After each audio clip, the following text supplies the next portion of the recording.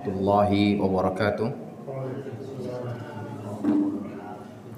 Innal hamdalillah nahmaduhu wa nasta'inuhu wa nastaghfiruh wa na'udzu billahi min shururi anfusina wa min sayyiati a'malina. Man yahdihillahu fala mudilla lahu wa man yudlil fala hadiyalah. Asyhadu an la ilaha illallah wahdahu la syarika lah wa asyhadu anna Muhammadan abduhu wa rasuluh. Allahumma salli wa sallim ala nabiyyina Muhammadin wa ala alihi wa sahbihi wa man tabi'ahum bi ihsan ila yaumiddin, amma ba'd. Ikhwatal iman rahmatullah subhanahu wa ta'ala, puji dan syukur kita kepada Allah subhanahu wa ta'ala yang telah melimpahkan rahmatnya, maghfirahnya, kenikmatan-kenikmatannya kepada kita semua, baik nikmat keimanan, keislaman, kesehatan, kekuatan, serta nikmat-nikmat yang lainnya. Sehingga alhamdulillah Allah subhanahu wa ta'ala permudah bagi kita semua untuk berkumpul di masjid ini dalam rangka mendekatkan diri kita pada Allah subhanahu wa ta'ala dengan bermajlis ilmu, di mana Rasulullah sallallahu alaihi wasallam telah bersabda, man salaka tariqan yaltamisu fi ilman sahalallahu lahu bihi tariqan ilal jannah. Barang siapa yang menempuh suatu jalan yaltamisu fi ilman, di mana dia mengharapkan di dalamnya ilmu Allah Subhanahu wa taala, sahalallahu lahu bihi tariqan ilal jannah, maka Allah permudah baginya jalan menuju surganya. Kemudian selawat serta salam semoga Allah senantiasa mencurahkan kepada Nabiul Mustafa Nabi Muhammad sallallahu alaihi wasallam yang telah mengajarkan kepada kita Islam yang sempurna, membimbing kita menuju keridhaan Allah Subhanahu wa taala, di mana Allah Subhanahu wa taala telah berfirman, laqad kana lakum fi rasulillahi uswatun hasanah. Telah ada pada diri Rasulullah sallallahu alaihi wasallam suri tauladan yang paling terbaik bagi kalian semua, liman kana yarjullaha wal yaumal akhir, bagi orang-orang yang mengharapkan rahmat Allah dan perjumpaan dengan hari akhir, wa dzakarallaha katsira, sementara dia dalam keadaan berzikir mengingat Allah Subhanahu wa taala. Baik, ikhwatul iman rahmatullah subhanahu wa taala, kita lanjutkan kembali pembahasan kita pada surat Asy-Syams, ya. Surat Asy-Syams sekarang masuk kepada ayat yang ke-6, ya, masuk kepada ayat yang ke-6. Di mana Allah Subhanahu wa taala telah berfirman, wal ardi wa ma tahaha, ya, demi bumi dan penghamparannya. Nah, di sini Imam Ibnu Katsir rahimahullah telah menukilkan beberapa pendapat mengenai makna tahaha, yaitu penghamparannya. Makna yang pertama tentunya yang dibawakan oleh Imam Mujahid rahimahullah, ya, bahwasanya makna tahaha yaitu penghamparannya atau pembentangannya. Nah, ini makna yang pertama. Adapun kemudian makna yang kedua, ya, dari Abdullah bin Abbas, ya, makna dari wa ma tahaha yaitu Allah Subhanahu wa taala bersumpah dengan bumi dan segala makhluk yang telah diciptakan di atasnya. Ya, jadi maksudnya penghamparan itu apa? Segala makhluk yang telah diciptakan di atas bumi tersebut. Ini makna yang kedua, ya, yang dibawakan oleh Ibnu Abbas. Lalu kemudian juga makna yang ketiganya, ya, yaitu wal ardi wa ma tahaha, artinya apa? Demi bumi, ya, dan juga bagian-bagiannya, ya, bagian-bagiannya atau yang memisahkannya. Nah, ya, ini makna sekali lagi dari wal ardi wa ma tahaha, ya, demi bumi dan juga penghamparannya. Jadi Mujahid mengatakan maknanya penghamparan atau pembentangan. Makna yang kedua yaitu apa? Makhluk yang diciptakan di atas bumi tersebut. Kemudian yang ketiga adalah bagian-bagiannya atau yang memisahkannya. Jadi demi bumi dan juga bagian-bagiannya atau yang memisahkannya. Ya, kita tahu masya Allah bumi terbagi-bagi gitu ya. Sehingga terbentuklah ada benua Eropa, benua Amerika, benua Afrika ya. Lalu kemudian ada lautan ini, ada sungai ini, ada samudra ini. Nah, inilah sekali lagi makna yang dibawakan atau dinukilkan oleh Imam Ibnu Katsir rahimahullahu taala.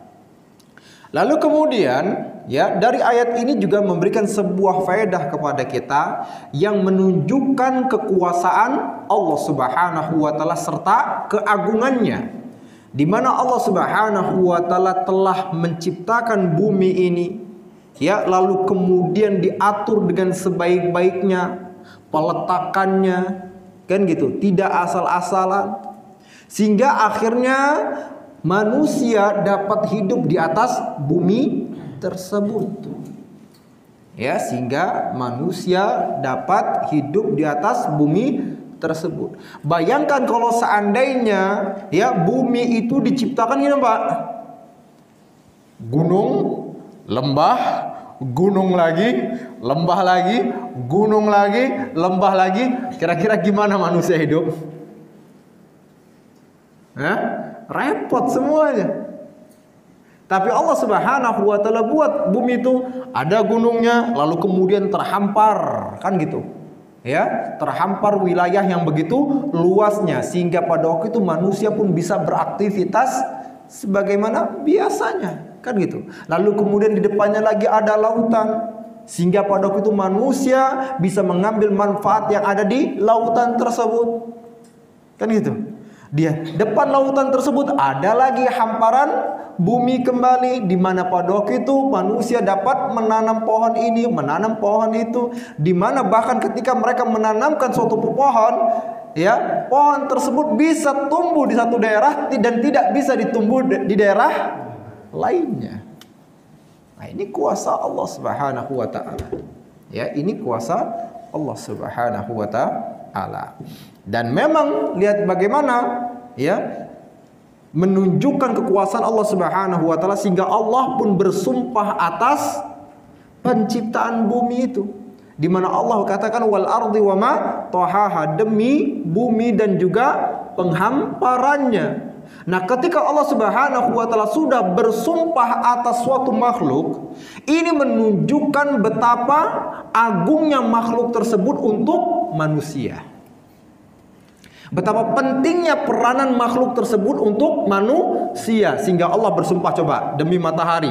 Ternyata matahari sangat urgen sekali bagi manusia. Ketika Allah bersumpah demi bulan pada waktu itu, maka bulan mempunyai urgensi yang begitu penting untuk manusia. Ketika Allah Subhanahu wa taala bersumpah atas langit, nah maka langit mempunyai peranan yang begitu besar untuk manusia. Dan begitu pun ketika Allah Subhanahu wa taala mengatakan ya demi bumi, kan seperti itu, maka pada waktu itu bumi ini mempunyai peranan yang begitu dahsyat untuk manusia. Dan banyak lagi ketika Allah Subhanahu wa taala bersumpah atas nama makhluknya, wal asr, demi masa. Nah, masa ini, waktu ini sangat penting sekali bagi manusia, kan dia.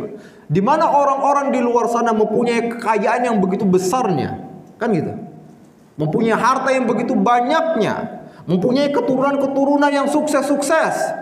Tapi pada waktu itu ya umurnya sudah 60 tahun, punya harta yang banyak. Ketika ditanya kepadanya apa yang dia harapkan, apa yang dia inginkan, satu, dia kembali ke masa mudanya. Ya, kita punya masa tersebut, kita buang dengan sia-sia. Tidak dimanfaatkan dengan baik. Buktinya apa? Buktinya sekarang ini kita lihat di hadapan kita. Ya, ketika bermajelis ilmu yang datang cuma itu. Yang lainnya di mana, Pak? Di luar. Ya, yang lainnya di luar, mejeng, gibah, kan gitu, ngopi-ngopi dan lain sebagainya. Nonton sinetron, nonton itu dan sebagainya. Nah, maka alhamdulillah kalau Allah Subhanahu wa taala jadikan waktu kita seperti ini untuk hal yang bermanfaat. Artinya Allah Subhanahu wa taala menginginkan kebaikan-kebaikan dari diri kita. Nah, tapi ingat Pak, ya, ketika Allah Subhanahu wa taala bersumpah atas nama makhluknya, bukan berarti manusia boleh bersumpah atas nama makhluk yang lainnya. Ya, tiba-tiba bapak-bapak mengatakan, di sini ternyata ada demi masa. Jadi ketika bersumpah dengan orang lain, demi masa saya nggak ngambil ini, nggak boleh Pak ya. Ya nggak boleh. Ya, karena Rasulullah Shallallahu Alaihi Wasallam telah bersabda, "Man halafa bi ghairillah faqad kafara aw asyraka." Barang siapa yang bersumpah atas nama selain Allah Subhanahu wa taala, maka dia telah terjerumus dalam kekufuran atau kesyirikan. Maka nggak boleh nyebut demi Allah, demi Rasulullah, nggak boleh bersumpah demikian. Benar, kan gitu. Ataupun demi apa? Nyi Roro Kidul. Ya kan gitu. Ya. Nggak boleh. Ya. Harus demi Allah Subhanahu wa taala. Allahi. Kan gitu. Demi Ar-Rahman, kan gitu. Dan yang semisalnya. Apa kalau yang seperti itu, ya. Ini ayat yang ke-6. Ya, ini ayat yang ke-6. Ayat yang ke-7, Allah Subhanahu wa taala berfirman, "Wa nafsi wa ma sawwaha." Ya, demi jiwa serta penyempurnaan ciptaannya. Ya. Penciptaan manusia yang sempurna, Pak, ini bisa dilihat dari dua sisi. Ya, penciptaan manusia yang sempurna ini bisa dilihat dari dua keadaan atau dua sisi. Yang pertama adalah dari sisi fisiknya. Ya, artinya Allah Subhanahu wa taala telah menciptakan fisik manusia ini lebih sempurna dibandingkan fisik-fisik makhluk yang lainnya. Lebih sempurna dibandingkan fisik binatang, lebih sempurna dibandingkan fisik pepohonan, kan gitu. Ya, dan hal-hal yang lainnya manusia lebih sempurna. Dan Allah Subhanahu wa taala telah berfirman, laqad khalaqnal insana fi ahsani taqwim. Ya kan gitu. Dan kami telah menciptakan manusia dalam bentuk rupa yang sempurna secara fisiknya. Tapi setelah Allah Subhanahu wa taala menciptakan mereka dengan rupa yang sempurna, ada pula orang-orang yang ingkar kepada Allah, maka tiada guna rupanya yang begitu indah. Tiada gunanya rupanya yang menawan, enggak perlu. Kan seperti itu. Nah, Allah katakan apa? Tsumma radadnahu asfala safilin. Maka kami kembalikan dia ke tempat yang paling terendah. Kan gitu. Artinya ditempatkan ke dalam neraka jahanam karena pengingkarannya. Ini dalam satu tafsiran yang paling masyhur. Dalam riwayat yang lainnya dikembalikan ya ke keadaan yang paling rendah. Maksudnya ya manusia walaupun tadinya kuat dan sebagainya, maka nanti waktunya dia akan kembali ke keadaan yang paling terendah, yaitu di masa tuanya. Ketika dia pikun, kan gitu. Ketika dia kena penyakit kolesterol, ya Pak, kena penyakit jantung, kemudian mau berdiri dari majelis ini udah mulai berat, ya Pak. Nah ini. Ya, ini dari dua makna. Ya, maknanya yang tadi pertama, kalau dia ingkar kepada Allah maka dia akan dimasukkan ke dalam neraka. Atau makna yang kedua, ya, dia apa? Dia sebagaimana siklus kehidupan manusia yang lainnya. Ya, tadinya dia masa kecil, lalu kemudian jadi dewasa, kuat tubuhnya, cantik rupanya, gitu ya, ganteng wajahnya, tapi nanti dia pun akan menua. Ya, seperti itu. Ini ada dua makna yang dijelaskan oleh para ulama, makna dari summa radadnahu asfala safili. Ya, seperti itu. Nah, sekali lagi kita katakan ya, kesempurnaan penciptaan manusia dari sisi yang pertama, yaitu dari sisi fisiknya. Ya. Lalu kemudian yang kedua adalah ya, penyempurnaannya adalah dari sisi keilmuannya. Ya, artinya Allah Subhanahu wa taala telah berikan kepada manusia ilmu yang banyak yang mengangkat derajat mereka di hadapan makhluk-makhluk yang lainnya. Kan gitu. Bahkan Nabi Adam alaihissalam dimuliakan atas para malaikat-malaikat yang lainnya dikarenakan Allah Subhanahu wa taala telah memberikan ilmu kepada Nabi Adam. Dan begitu pula Allah Subhanahu wa taala berfirman, apa kata Allah? Iqra bismi rabbikal ladzi khalaq. Bacalah dengan nama Allah Subhanahu wa taala yang telah menciptakan. Khalaqal insana min 'alaq, ya, yang telah menciptakan manusia dari segumpal darah. Ya, Pak, lihat di sini Allah katakan Iqra bismi rabbikal ladzi khalaq. Bacalah demi nama Tuhanmu yang telah menciptakan manusia dari segumpal darah. Lihat, penciptaan manusia dikaitkan dengan kata Iqra. Bacalah. Artinya apa? Jadikan diri kalian memiliki ilmu sehingga diri kalian menjadi orang yang sempurna, orang yang lebih baik di sisi Allah Subhanahu wa ta'ala. Karena memang kenyataannya tubuh manusia ini sudah di default, kan gitu, sudah dibentuk untuk mempunyai ilmu. Tapi masalahnya orang-orang yang daripada membaca, daripada menuntut ilmu, lebih banyak TikTok kan, dengar musik, tidak dimanfaatkan akalnya ini dengan sebaik-baiknya untuk mengenal Allah Subhanahu wa taala. Kan gitu, tidak dimanfaatkan telinganya untuk mendengar ayat-ayat Allah Subhanahu wa taala, untuk mendengar sabda-sabda Rasulullah SAW. Sebaliknya malah kemudian apa? Telinganya dipakai untuk mendengar horek. La haula wala quwata illa billah. Itu udah benar-benar budek kah sehingga harus sebesar itu? Aneh itu.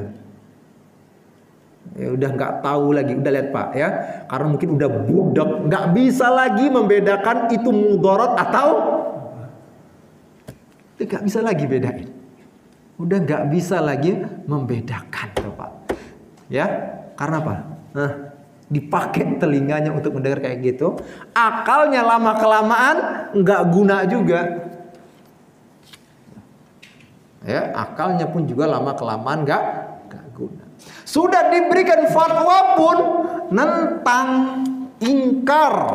Fatwanya bukan saja dari para ulama, bahkan datang dari kesehatan, tetap juga ingkar. Masya Allah, Pak. Ini menunjukkan, Pak, ya, menunjukkan pengingkaran seseorang terhadap suatu kebenaran bukannya karena kurangnya bukti atas kebenaran tersebut, tetapi karena kesombongan manusia itu, Pak. Bisa dipahami nggak, Pak?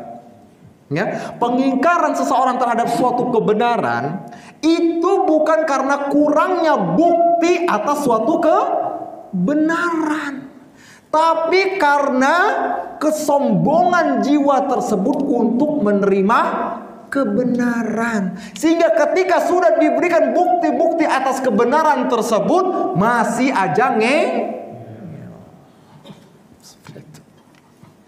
ya. Nah, ini baru satu, barusan horek. Belum yang lain-lainnya, masalah khomernya, masalah zinanya, masalah ribanya, masalah orang-orang yang meninggalkan sholatnya, masalah orang-orang yang meninggalkan zakatnya. Banyak ngeyelnya. Tapi sekali lagi kita katakan, bukan kurangnya bukti atas suatu kebenaran tersebut, tapi karena kesombongan orang tersebut terhadap suatu kebenaran. Nah, sekali lagi kita katakan, Pak, Ya, manusia tadi ya penciptaannya sempurna dilihat dari dua sisi. Dari sisi fisiknya dan dari sisi akalnya atau keilmuan yang dia dapatkan. Semakin tinggi keilmuan ya dari sisi agama yang dia dapatkan, semakin dia mengenal Allah, maka akan semakin tinggi, semakin sempurna derajatnya di sisi Allah Subhanahu wa taala, sehingga Allah berfirman, "Inna akramakum indallahi atqakum." Sesungguhnya orang yang paling mulia di antara kalian di sisi Allah Subhanahu wa taala, atqakum, adalah orang yang paling bertakwa, orang yang paling mengenal Allah Subhanahu wa taala, serta dia yang paling tunduk kepada Allah Subhanahu wa taala.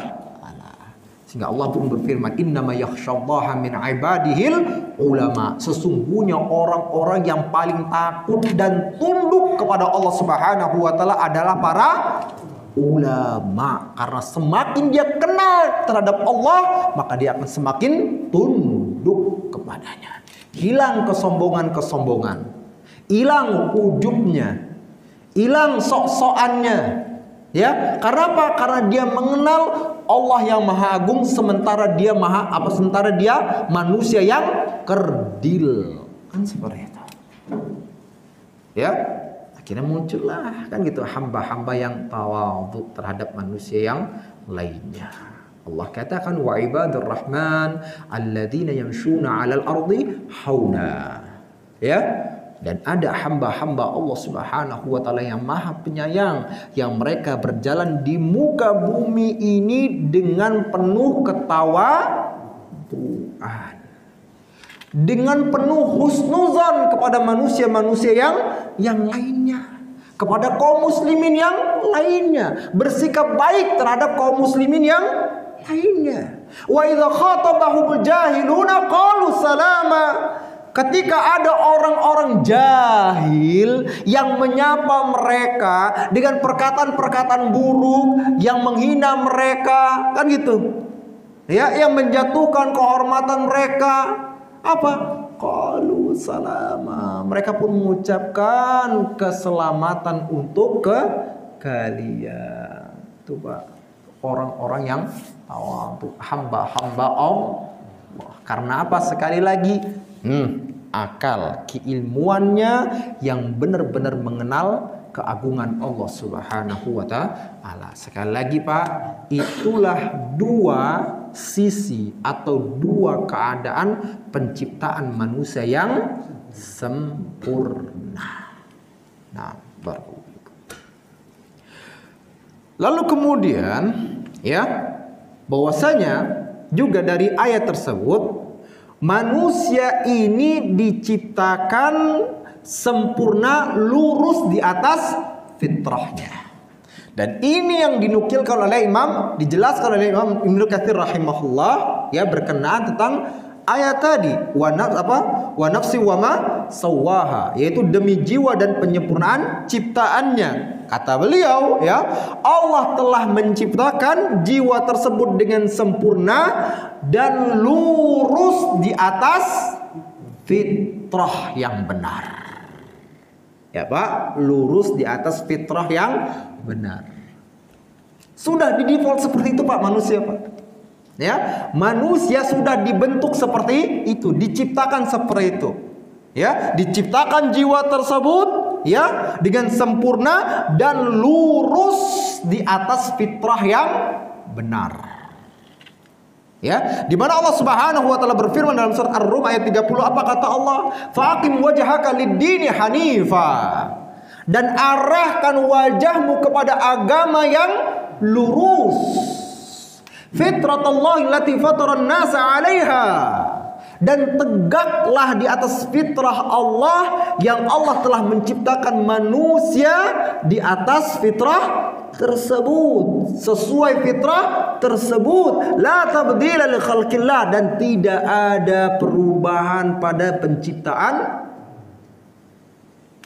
Kan gitu. Ada ciptaan-ciptaan Allah, enggak ada perubahannya. Artinya manusia sudah diciptakan di atas fitrah. Begitupun Rasulullah Shallallahu Alaihi Wasallam telah bersabda, apa kata beliau? Kullu mauludin yuladu alal fitrah. Setiap yang dilahirkan, ya, itu mereka terlahir dalam keadaan fitrah, dalam keadaan suci, dalam keadaan bertauhid kepada Allah, dalam keadaan beriman kepada Allah, dalam keadaan berada di atas suatu kebenaran. Tapi masalahnya apa? Fa'abawahu yuhawwidanihi. Ini ada faktor eksternal.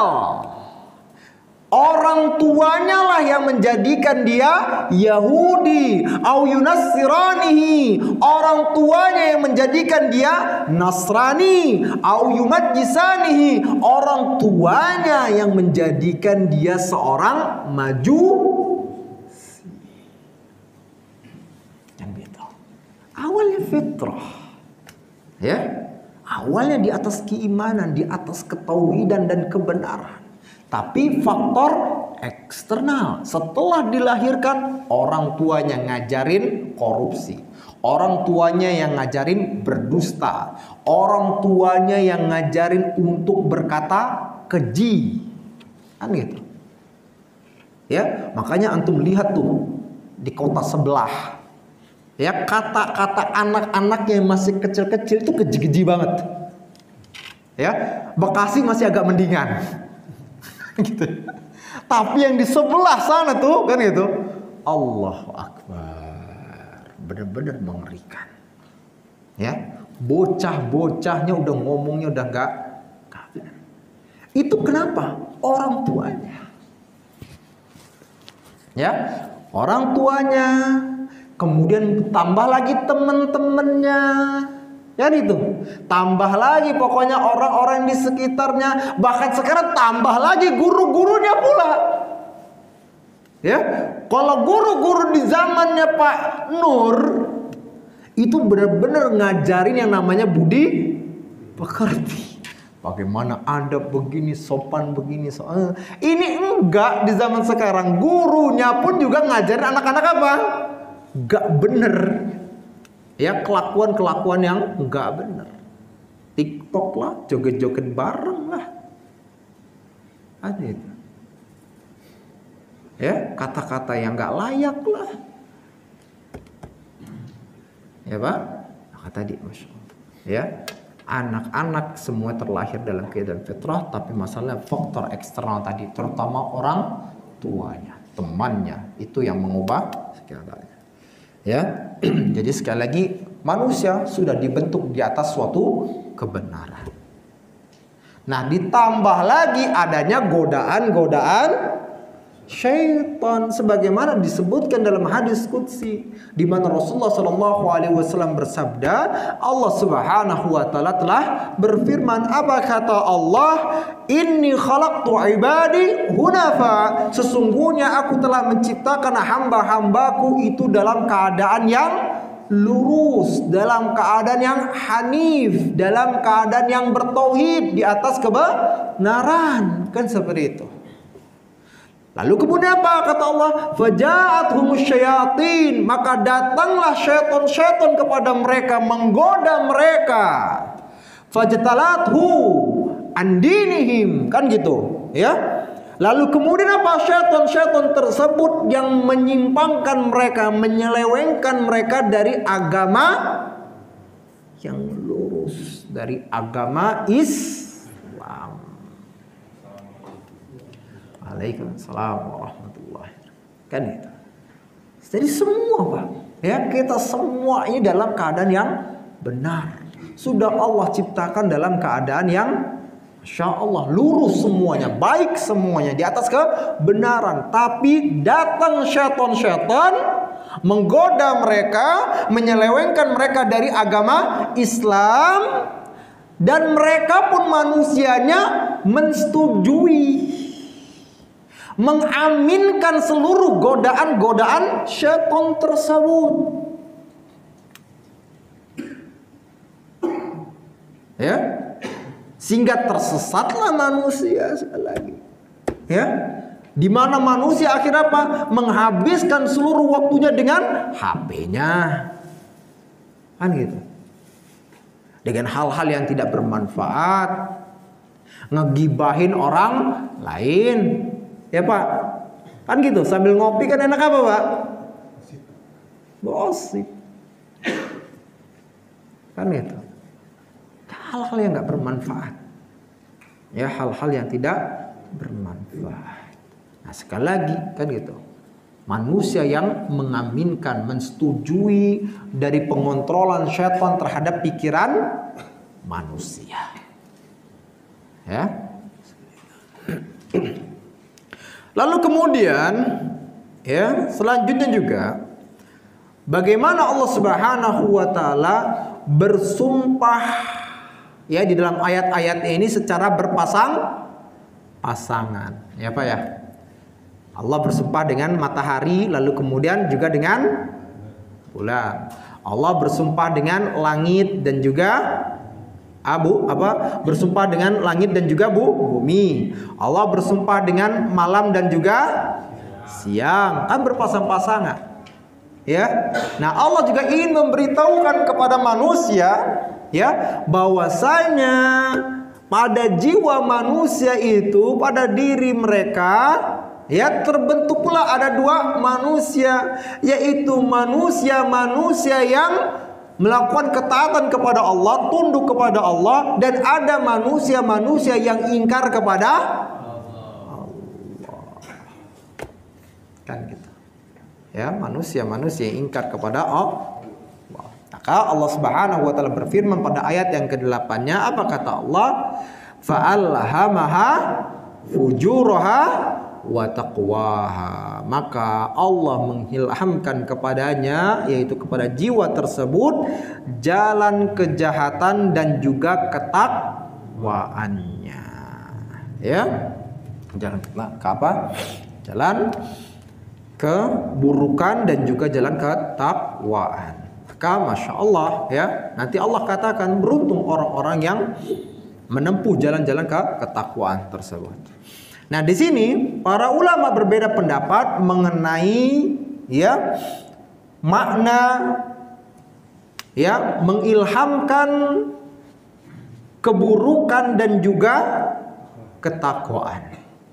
Yang ini dinukilkan oleh Imam Ibnu Katsir rahimahullah, ya.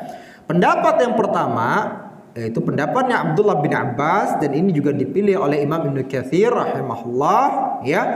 Makna dari ayat ini adalah Allah Subhanahu wa taala, ya, mengilhamkan kepada jiwa tersebut, maksudnya menjelaskan kepada jiwa tersebut jalan keburukan dan juga jalan ketakwaan, sehingga manusia bisa membedakan, oh ini adalah jalan yang buruk, oh ini adalah jalan ketaatan, sehingga pilihan itu ada pada manusia itu sendiri. Mau pilih yang mana dia? Sudah Allah terangkan semuanya di dalam agama ini. Nih, minum khamar buruk, nih zina buruk, nih main mobil apa? Mobil Legend. Ya, mobil Legend 1 jam buruk. Nih yang ngerokok buruk. Nih yang minum khamar buruk. Gitu. Nih yang riba buruk. Nih yang ninggalin sholat buruk. Dijelasin semua. Ya. Dijelasin pula jalan ketakwaan apa? Nih yang apa? Menjaga sholatnya, nih yang menjaga sedekahnya, nih yang menjaga zakatnya, menjaga puasanya, menjaga zikirnya, majelis ilmunya, menjaga lisannya. Dijelasin semua di dalam agama ini. Tinggal sekali lagi manusia yang mau memilih. Kan gitu. Mau pilih yang mana dari dua jalur ini? Mau mengikuti hawa nafsunya atau dia mau mengikuti perintah Allah Subhanahu wa taala.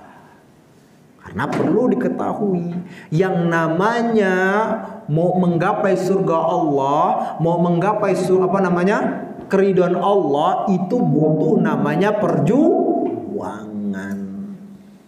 Karena Rasulullah SAW telah bersabda, apa? Huffatil jannah bil makari. Sungguh surga itu diliputi dengan perkara-perkara yang dibenci oleh manusia. Ya Pak. Ya. Pak sholat Pak ya. Sholat kan gitu. Baca Quran. Hah? Enak gak baca Quran? Baca Quran enak gak? Hah? Baca Quran enak gak? Hah? Zikir pagi dan petang enak gak? Hah? Itu. Apa? Puasa enak gak? Aneh itu. Akan kata Rasulullah, "Hufatil jannah bil makar." Ya. Surga itu diliputi dengan sesuatu yang dibenci oleh manusia. Ya berat, butuh perjuangan untuk melakukannya. Tapi sebaliknya, hufatin nar bisyahawat. Sementara neraka itu diliputi dengan hal-hal yang menyenangkan oleh syahwat manusia. Zina enak gak? Zina enak gak? Zina enak gak? Hah? Nanya. Repot ditanya. Kalau diomongin enak, waduh ketahuan nanti. Kan seperti itu. Ya? Hah? Ngerokok enak gak ngerokok? Nah. Ya kan gitu. Ya? Main game habis-habisan sejam 2 jam enak gak? Enak. Anil. Ya, ninggalan salat enak gak? Enak gak? Enak. Kan gitu. Berdusta enak gak? Nah. Gibahin orang lain enak gak? Oh, top kita langsung semua, sepakat langsung semuanya. Kan itu. Enak. Nah, yang enak-enak itulah yang memasukkan ke dalam neraka. Ya, yang enak-enak itulah yang memasukkan ke dalam neraka. Sama, lihat kayak gitu ya. Orang-orang di luar sana tuh, ketika apa? Ketika dia mencari jalan yang jalan kemaksiatan, ketika pacaran, kelihatannya romantis, semuanya diberikan, kan gitu. Waktunya diberikan, ini diberikan, kelihatan sok ganteng, kan gitu. Dibuat wajahnya ganteng, yang perempuannya cantik, dibuat pokoknya serupa-rupa lah gitu seperti itu. Waktu pacaran, kan gitu. Sampai malam-malam pun dijabanin, pulangnya subuh. Allahu Akbar. Saya kajian subuh, saya lihat Allahu Akbar, ini pemuda-pemuda ngapain? Kan itu. Allahu Akbar. Dijabanin. Kan itu. Tapi nanti pas udah nikah, apa yang terjadi? Apakah masih melakukan seperti itu? Enggak. Ya. Pakai baju bolong-bolong. Kan itu. Yang perempuannya juga cuma dasteran. Kan itu. Nggak ada rambut yang disisir-sisir yang kayak dulu tuh di bawah sisir taruh di sini tuh, nggak ada lagi tuh. Yang perempuannya juga demikian, nggak ada yang solek-solekan gitu depan suaminya, nggak ada. Aneh itu. Cuman waktu diharamkan saja dia melakukan hal tersebut.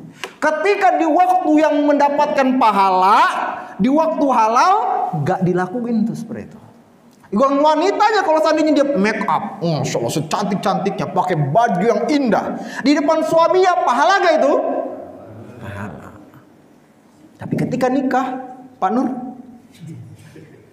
tetap iya ya Pak Nur ya, husnuzan, Masya Allah. Kan ya? Nah gitu tuh, lihat pinternya syaitan mempermainkan akal manusia. Nah, orang-orang yang cerdas saja yang nggak mau dipermainkan oleh syaitan. Nah, gitu. Hanya orang-orang yang cerdas. Nah sama kayak orang dapat uang, kan gitu, dapat uang. Uang tersebut kalau habiskan untuk apa tadi, Pak? Untuk merokok, untuk ini keluar semua tuh, bisa keluar. Kan gitu. Untuk merokok, untuk minum khamr, untuk beli ini, untuk ngebeliin anak perempuan orang lain yang bukan mahramnya. Kan itu, yang bukan apa namanya? Yang halal baginya, bukan anak orang lain, gak jelas gitu. Kasih. Tapi kalau apa? Ya, kalau untuk bersedekah untuk orang tuanya, itu dulu. Kayak murahkan seperti itu. Nah, pikirin kan seperti itu. Ya, pikirkan.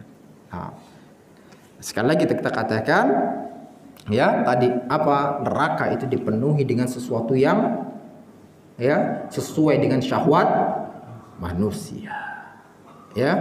Nah, sekali lagi tadi kita katakan Allah Subhanahu wa taala pada ayat ini telah menjelaskan mana jalan kebaikan, mana jalan keburukan. Tinggal pilihan ada di hadapan manusia. Ya kan gitu. Tapi ingat, Pak, ya ingat. Ya. Manusia pada asalnya dia akan cinta terhadap kebenaran.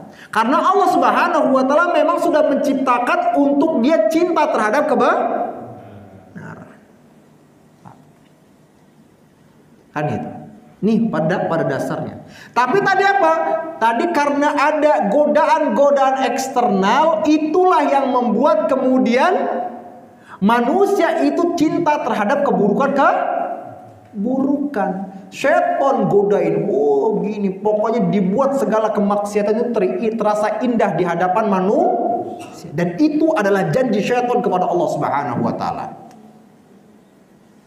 Ya, itu adalah janji syaitan. Di mana syaitan pada waktu mengatakan kan gitu. Ya Allah, sebagaimana engkau telah menetapkan aku sebagai makhluk yang sesat, kata syaitan, ya, maka aku akan jadikan keburukan di muka bumi ini terasa indah di hadapan manusia. Jin syaitan. Padahal awalnya namanya keburukan itu tidak disukai oleh jiwa manusia, nggak disukai. Makanya kalau antum dapatkan, kalau ada pelaku maksiat, abis dia berzina, apakah dia ngerasa seger? Jawab. Ya, enggak, Pak. Antum lihat di luar sana, orang yang berzina, dia minum khamar, dia mencuri, dia korupsi, enggak ada ketenangan pada jiwanya. Sehingga akhirnya apa? Dia mencari kebahagiaan di luar sana dengan cara yang haram. Dia terus cari kebahagiaan, tapi akhirnya apa? Zina, akhirnya enggak tenang lagi. Ke diskotik, selesai diskotik, balik lagi ke rumahnya, gak tenang lagi.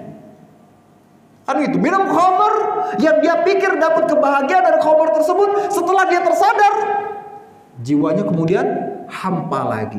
Terus seperti itu. Kan gitu. Dia merasakan hampa dengan kemaksiatan tersebut, tapi di satu sisi dia pun gak bisa meninggalkan perbuatan buruk itu lagi. Karena apa? Sudah terjerumus dalam kubangan kemaksiatan. That's why, ya. Jadi kalau pada dasarnya jiwa manusia kalau nggak ada faktor-faktor eksternal, mereka cinta terhadap kebaikan. Makanya Rasulullah SAW telah bersabda, ya, kepada salah seorang sahabat, ya, apa kata beliau? Istafti nafsak, ya, wastafti qalbak. Mintalah fatwa kepada jiwamu, mintalah fatwa kepada hatimu. Lalu kemudian Rasul pun mengatakan, albirru matma'annat ilaihin nafsu wa ma'anna ilaihil qalbu. Karena sesungguhnya yang namanya kebaikan dan ketakwaan itu adalah sesuatu yang menenangkan jiwa seseorang dan juga akan menenangkan hatinya. Makanya sholat, baca Quran itu orang bisa tenang tuh. Bisa tenang. Antum baca Quran itu antum dapat tenang. Tapi antum harus berjuang. Biasanya 10 menit pertama harus melawan godaan syaitan terlebih dahulu. Di 10 menit pertama antum baca, kata syaitan, buka HP. Ada penting nih, perkara penting. Kan gitu. Baru 5 menit kata setan, tunggu dulu, kayaknya teman kamu nyuruh begini. Akhirnya dia berusaha lagi, nggak tenang. Pokoknya dia 10 menit pertama itu dia nggak tenang tuh. Karena apa? Dia harus berjuang melawan godaan syaitan. Tapi setelah 10 menit dia baca Quran, di situ dia mendapat ketenangan, pengen nambah lagi, pengen nambah lagi, pengen nambah lagi, pengen nambah lagi. Makanya Pak, ketika antum baca Quran atau berzikir, lalu kemudian antum di 15 menit pertama atau 10 menit sampai 15 menit pertama antum baca Quran, banyak godaan-godaan syaitan. Nah, Pak, ya banyak godaan-godaan yang nyuruh ini, nyuruh ini, nyuruh ini, bahkan diingatkan dengan semua. Oh, kamu punya utang loh, oh kamu punya ini loh, kamu harus begini loh, kamu harus gitu loh. Pokoknya apa? Berusaha untuk menghentikan kita dari perbuatan untuk membaca Al-Quran. Tapi tadi setelah 15 menit pertama benar-benar mantap, antum bisa sampai 1 jam, 2 jam untuk membaca Al-Quran. Karena apa? Jiwa sudah mulai merasa tadi udah azan Pak. Fadhil azan terlebih dahulu. Ya, kita lanjutkan kembali. Nah, itu pendapat yang pertama. Ya. Adapun pendapat yang kedua, ya, dari firman Allah tadi, fa'alhamaha fujuraha wa taqwaha. Dan Allah telah mengilhamkan kepada jiwa tersebut, ya, kefajiran dan ketakwaannya. Maksudnya adalah Allah telah menetapkan pada jiwa tersebut kefajiran dan ketakwaan yang itu menjadi takdir bagi mereka. Ya, takdir bagi jiwa tersebut. Artinya, nih ada manusia yang menjadi orang yang fajir dan ada manusia yang Allah tetapkan menjadi orang yang bertakwa. Dan ini sebagaimana disebutkan dalam sebuah riwayat, ya, di mana salah seorang sahabat bertanya kepada Rasulullah sallallahu alaihi wasallam, ya, tentang suatu amalan yang dilakukan oleh manusia dari kebaikan-kebaikan yang disebut. Apakah itu adalah sesuatu yang telah Allah takdirkan? Kan gitu. Ya, Allah takdirkan untuk dirinya untuk mengamalkan kebaikan, ataukah itu sebagai akibat dikarenakan dia, ya, menerima apa yang diserukan oleh Rasulullah sallallahu alaihi wasallam. Artinya ketika seseorang menerima apa yang disuruh oleh Rasulullah SAW, di masa depannya dia menjadi baik pada kita. Artinya tidak ada kaitannya dengan takdir. Nah, kemudian Rasulullah SAW mengatakan bahwasanya, ya, orang ada yang melakukan kebaikan tersebut dikarenakan Allah telah menetapkan bahwasanya hamba itu telah menjadi orang yang baik. Kan gitu. Ya, Rasulullah SAW tetapkan. Lalu kemudian Rasulullah pun membawakan firman-Nya, ya, dengan apa tadi? Fa'alhamaha fujuraha wa taqwaha. Ya. Nah, ketika sahabat bertanya kepada Rasulullah gitu, ya Rasulullah, kalau memang sudah ditakdirkan, lantas ngapain kita beramal ya Rasulullah? Kata sahabat tersebut. Ngapain kita harus berusaha untuk beramal sementara sudah ditakdirkan semuanya? Ya, maka Rasulullah SAW pun mengatakan, ya, bahwasanya kalau ada seseorang yang telah Allah ciptakan dia untuk berada di salah satu dari 2 tempat, yaitu surga atau neraka, ya, maka pada waktu itu, ya, pasti Allah sudah tetapkan, Allah permudah, Allah siapkan orang tersebut untuk masuk ke dalam salah satunya, entahkah itu surga atau neraka, sehingga orang tersebut mudah untuk melakukan kebaikan dan mudah pula untuk melakukan keburukan. Maka kemudian Rasulullah pun membawakan firman Allah, fa'alhamaha fujuraha wa taqwaha. Dan Allah telah mengilhamkan kepada jiwa tersebut kebaikan dan ketakwaan. Bisa dipahami dari mana yang kedua ini, Pak? Ya, jadi ada manusia-manusia yang menjadi baik dan ada manusia-manusia yang menjadi buruk, itu atas takdir Allah Subhanahu wa ta'ala. Yang itu nggak perlu dipertanyakan karena kita pun juga nggak tahu bagaimana takdir kita. Ya Pak? Hah? Ada nggak di sini di antara kita yang mengetahui takdir kita apa masuk surga atau neraka? Pak? Ada nggak? Nggak ada. Kalau ada di antara kita yang mengetahui dia bakal masuk neraka, udah nggak perlu lagi capek-capek dia. Bakalnya juga bakal kesana juga kan gitu seperti itu. Kalau dia tahu juga bahwasanya dirinya akan di dalam surga, maka dia juga nggak bakal capek-capek. Karena apa? Nanti endingnya juga dia bakal masuk. Tapi yang menjadi masalah adalah kita ini nggak tahu tentang takdir kita. Nah, kalau kita nggak tahu tentang takdir kita apakah akan dimasukkan dalam surga atau neraka, maka pilihan yang paling terbaik adalah mengikuti apa yang Allah perintahkan. Karena Allah itu bersikap adil dan Allah akan selalu memberikan rahmat kepada hambanya. Dan Rasulullah pun mengatakan, "I'malu fa kullun muyassarun lima khuliqalahu." Beramallah kalian karena sesungguhnya seseorang itu akan dipermudah untuk melakukan kebaikan-kebaikan sesuai dengan penciptaannya. Artinya kalau Allah ingin orang tersebut masuk surga, Allah bikin hamba tersebut mudah untuk melakukan kebaikan, dipermudah untuk bermajelis ilmu, dipermudah untuk membaca Al-Quran, dipermudah untuk berzikir. Tapi kalau mau dibawa ke dalam neraka, dipermudah pula untuk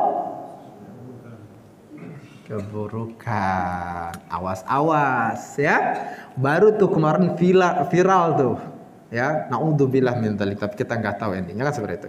Baru viral ya, ada bapak-bapak tua joget-joget, nyanyi-nyanyi, semangat, tiba-tiba langsung meninggal. Ketarik nyawanya. Naudzubillah min dzalik. Jangan sampai demikian. Ya, nah itu Pak, itu yang menunjukkan apa, Pak? Menunjukkan bagaimana gitu kan, dipermudahnya seseorang untuk melakukan ketaatan sehingga keburukan, sehingga di akhir hayatnya bukan dia lagi ngaji, bukan dia lagi sholat, bukan dia lagi bersujud kepada Allah, lagi joget.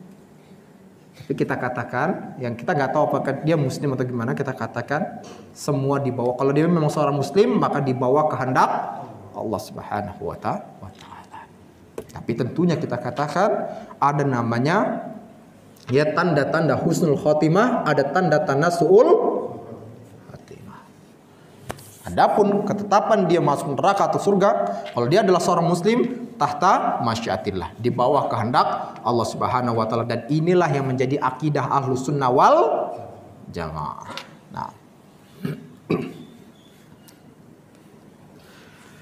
lalu kemudian pada ayat yang ke-9-nya, qad aflaha man zakkaha, maka sungguh beruntung orang yang mensucikan jiwanya. Ya, Imam Ibnu Katsir rahimahullah menjelaskan bahwasanya beruntung orang-orang yang mensucikan jiwanya dengan ketaatan-ketaatan kepada Allah serta menjauhkan dirinya dari akhlak-akhlak yang hina, akhlak-akhlak yang kotor, akhlak-akhlak yang jelek, kan seperti itu. Ya, itu kata Imam Ibnu Katsir rahimahullah ketika menjelaskan ayat ini. Ya. Dan sebaliknya juga wa qad khaba man dassaha, ya. Dan sungguh merugi orang-orang yang mengotori jiwa tersebut. Artinya apa? Dikotori dengan kemaksiatan. Jadi jiwa yang tadinya baik tersebut dikotori dengan ngerokok.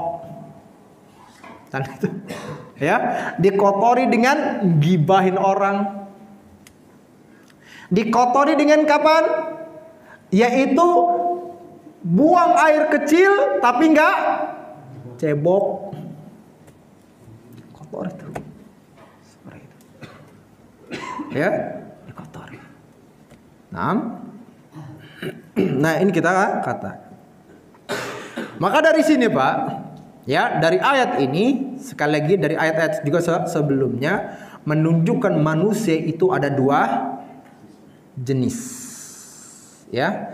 Yang pertama adalah jenis orang-orang yang beruntung, orang-orang yang selamat, yaitu apa? Orang-orang yang tunduk kepada Allah Subhanahu wa taala, melakukan ketaatan dan berusaha untuk mensucikan jiwanya. Sebagaimana firman Allah Subhanahu wa taala dalam surat Al-Mu'minun ayat 1 ya sampai 11, Allah berfirman, qad aflahal mu'minun, telah beruntunglah orang-orang yang beriman, alladzina hum fi salatihim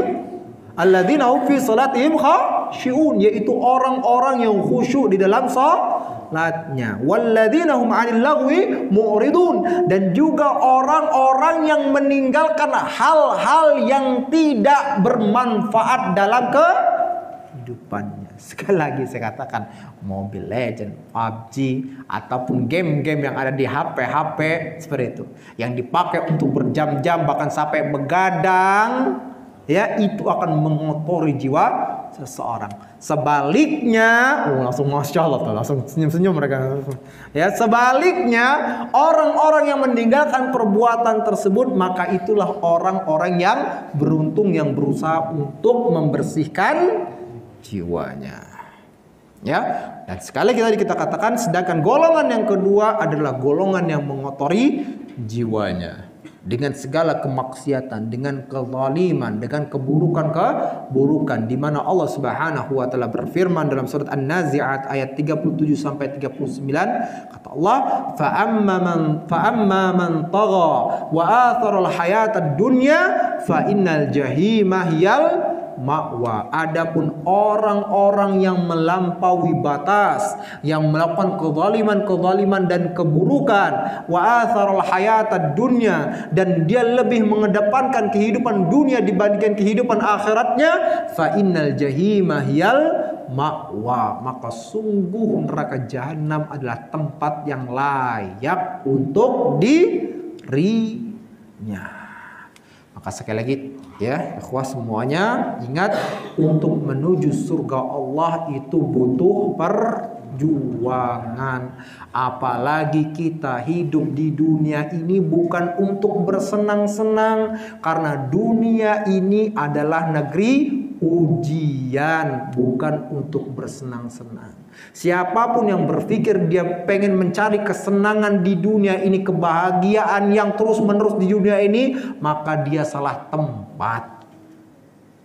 Ya, dia salah tempat. Adapun dunia adalah negeri ujian. Kita diuji dengan perintah-perintah dan larangan, dan kemudian pun diuji dengan musibah ini, musibah itu, dan lain sebagainya. Karena Allah ingin melihat siapakah di antara kita yang paling tunduk kepada Allah Subhanahu wa taala dengan segala ujian-ujian tersebut.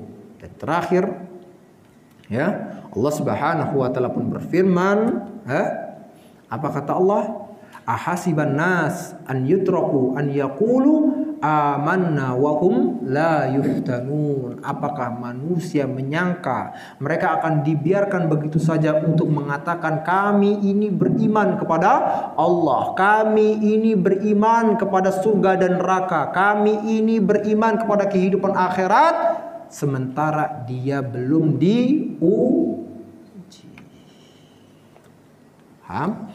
Nah, ujian tadi dengan apa? Perintah-perintah dan larangan. Maka lihat bagaimana ya diri kita ya menghadapi atau melihat perintah-perintah dan larangan dari Allah Subhanahu wa taala. Apakah kita orang yang tunduk terhadap hal tersebut, ataukah kita malah sebaliknya menjadi orang yang ingkar? Barakallahu fikum. Semoga apa yang kita pelajari hari ini bermanfaat bagi kita semua, kemudian dicatat oleh Allah Subhanahu wa taala sebagai pahala yang besar di sisinya. Mari kita tutup dan baca doa kafaratul majlis. Subhanallah wa bihamdika asyhadu an la ilaha illa anta astaghfiruka wa atubu ilaik. Assalamualaikum warahmatullahi wabarakatuh.